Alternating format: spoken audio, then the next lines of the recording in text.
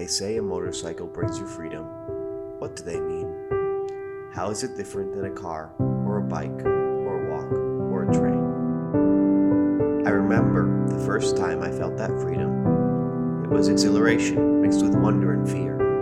It was the wind against my face, and the sound of the city, and the birds, and the noise of the engine. It was the freedom I felt on my first trips and heading to the mountains.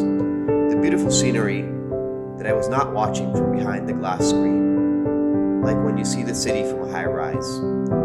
I was instead part of the scenery, and I felt the wind, the heat, the cold, the fear, the wonder once again.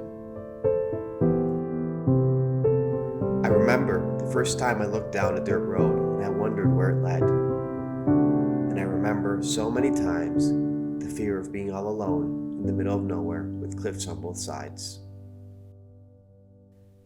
I remember riding with friends, and also people I had just met, and crossing rivers and deserts and hills and sugarcane fields. I remember my bike breaking down and having someone to teach me this is part of the journey. I also remember learning to rely on myself when I didn't have somebody to help me out.